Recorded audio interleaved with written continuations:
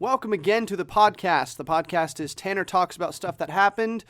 I'm Tanner, and I'm going to be talking about stuff that happened as per usual. This is chapter 4 of the quarantine chapters.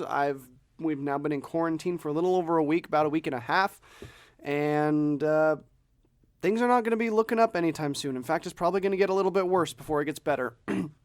One county in my state has just ordered a complete lockdown of the county. No one is allowed in or out except for essential personnel. And it looks like the rest of the state is going to follow suit. 19 states have already ordered lockdowns of the entire state, and I'm imagining our state is going to follow suit pretty quickly because 3 states nearby have already done so. So, in the meantime, I'm here, and I'm really enjoying releasing several episodes every single week, and I'm going to continue to do so. So today, we are going to be talking about Mohenjo-Daro, which is an ancient city in the country of Pakistan, in the region of Punjab. And this settlement offers a lot of clues to our origins as a human species, not necessarily in terms of our development as physical beings, but our development as a society and as a civilization, where we came from. The Mohenjo-Daro was part of the Indus River Valley civilization, one of the oldest civilizations in human history, and it offers so many clues into where we came from, and I'm so excited to talk about this. So let's get into it before I get rambling for too long. So, Mohenjo-Daro. To understand the significance of the Mohenjo-Daro discovery, we have got to go all the way back to the year 1829 in the Pakistani province of Punjab, shortly before its annexation into the British Empire. Punjab is a region in northern India and Pakistan, traversed by the Indus River and the many tributaries that feed into that river. It's a fertile plain, meaning that you could grow crops essentially anywhere on the plain and they would grow with no problem. And most of that's because there's so many tributaries winding their way through the region. So, it's obvious why the British Raj in India thought it was best to acquire the land for themselves at some point. And during the initial exploration of the region by British explorers traveling along the Indus River, several sites of ancient ruins were discovered, though many had been disturbed and looted by locals over the centuries. And this collection of ancient sites set the stage for the discovery of what we now know as the Indus Valley civilization, which rose in the 4th millennium BC and declined in the 2nd millennium BC, a long time ago. Though conscientious explorers took copious notes and made fascinating illustrations of the sites that they discovered, attempting to convince the East India Trading Company, which basically dominated the world in trade at the time, they were essentially a country unto themselves. They really answered to almost no governance whatsoever. So these explorers tried to convince the East India Trading Company of the historical importance of these sites, but the sites were routinely raided by merchants to sell the illustrious artifacts on the black market. And consequently, much of the knowledge that we could have had about how these civilizations worked was lost with these raids. Several expeditions were made to these sites in the decades that followed the discovery, once the East India Trading Company was dissolved, and several artifacts were preserved deep in the sand that were uncovered. But in the early 20th century, word reached the British Crown of a largely undisturbed site further south on the Indus River in modern-day Pakistan. Now, originally, this site was thought to be a Buddhist stupa, which is a meditation chamber used by the Buddhists, thought to have originated in the 2nd or 3rd century AD, due to a central dome-shaped structure on top of a large mound. But upon closer inspection, the British explorers found something much more remarkable. It seemed that beneath the earth leading to the summit of the mound, stones shaped like bricks had been organized in patterns resembling that of houses and even streets. There was something more here. So, archaeological excavations began in 1924 and would continue as late as the 1980s, uncovering a vast metropolis of earth and stone teeming with artifacts from an ancient age. By the year 2000, archaeologists claimed that the settlement had sprawled across 250 acres, or about 150 adult soccer fields. And in this area, archaeologists uncovered a number of naturally occurring mounds surrounding one large mound at the center of the complex, thus coined the name Mohenjo-Daro, which means the mound of the dead men. At this point, archaeologists still could really only speculate how old such a settlement was and how long it had been around, but once they started digging into these mounds, most of their speculations of any time in the Common Era were dispelled. And the mounds were naturally occurring, meaning they were made of dirt and sand blown across the plain, piling up without human assistance. But there was a reason they were piled in the formation they were found in. Inside each of these mounds were levels of human dwellings, eroded but easily recognizable.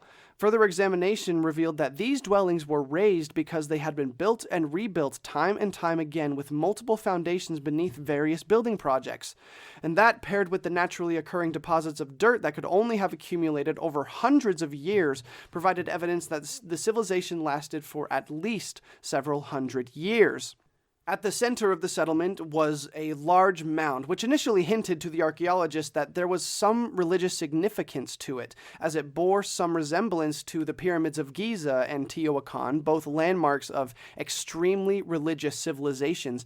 But as the tallest mound was excavated, no vast murals of religious deity were found, nor statues of or carvings of gods or goddesses. There didn't seem to be any obvious sign of religious worship in the largest building in the settlement, as is customary with most other ancient cities. This set the civilization apart from any others that bore resemblance to it.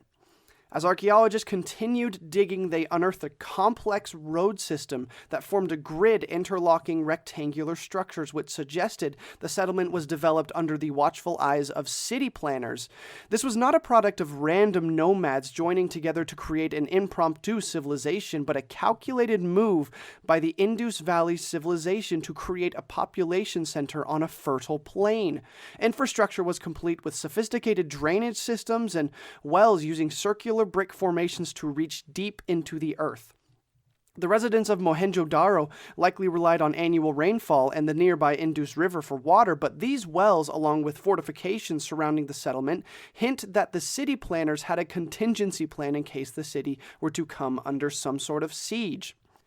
Other notable buildings have purposes shrouded in mystery but offer springboards for speculation about what the purpose of the settlement was.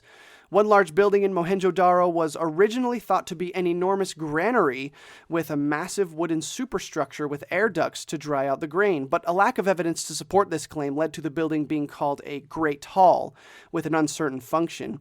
And near this Great Hall, on the central mound, lies a deep pool called the Great Bath, which is lined with bitumen, I think that's how you say that, bitumen, which occurs naturally but can also be manufactured. This solution is often found in liquid form, but it can be dried, creating a hard, waterproof coating.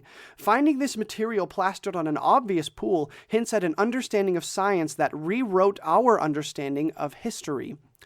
This pool is approximately 39 feet long and 27 feet wide. It's big, it's really big.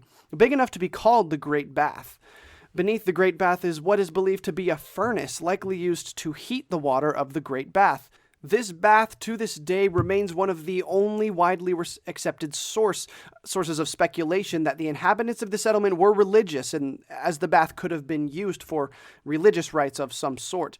Another significant structure has foundations that hint that there were pillars in its facade, and it's believed to be an assembly hall of some sort. Another is called the College Hall, which is a complex that includes over 70 rooms, thought to be a place to house the higher-ups of the settlement.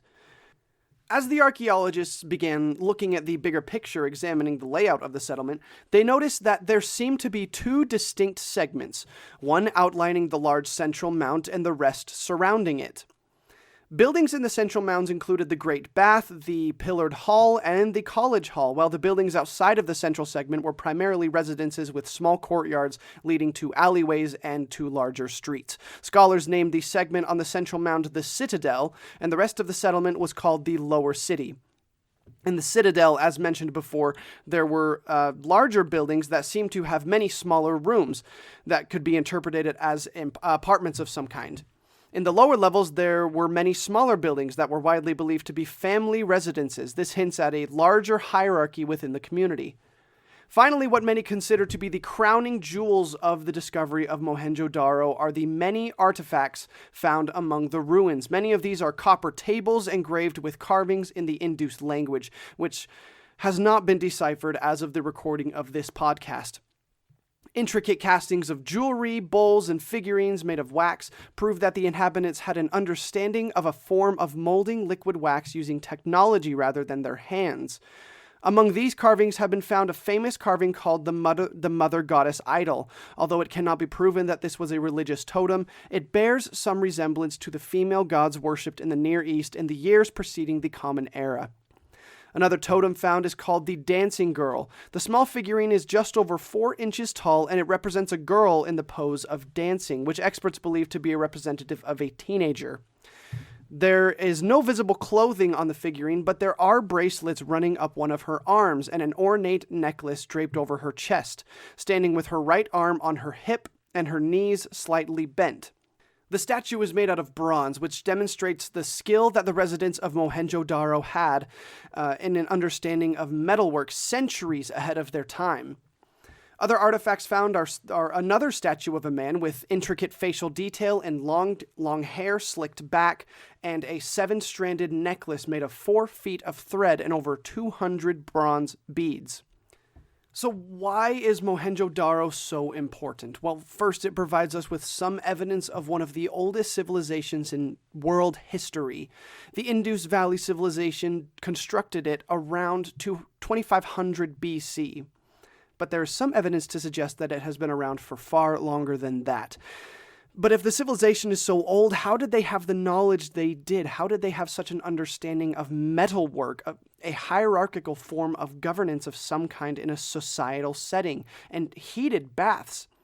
The most fascinating part of Mohenjo-Daro is that it is steeped in mystery. The language has yet to be deciphered, and the purpose of the city remains an absolute mystery. Such a large settlement can scarcely be found that is as old as Mohenjo-Daro that is without some religious building. But in Mohenjo-Daro, no obvious building has been found, and the most mysterious part of the ruins is that there are virtually no clues to the reason that the site was eventually abandoned in the 2nd millennium BC. It coincides with the overall decline of the civilization as a whole, but was the site abandoned in an organized fashion, or did it slowly dwindle in population over time? Many of these questions remain to be answered.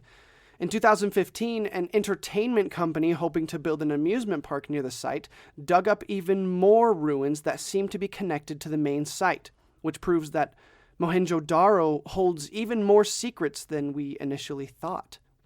And the weirdest part? Some of the dust surrounding the settlement has been found to be radioactive. So what else lies under the sand across the world in the remote regions of the planet that we have yet to find? Is Mohenjo-Daro just the beginning? What more do we have to find to learn about our heritage as a human species?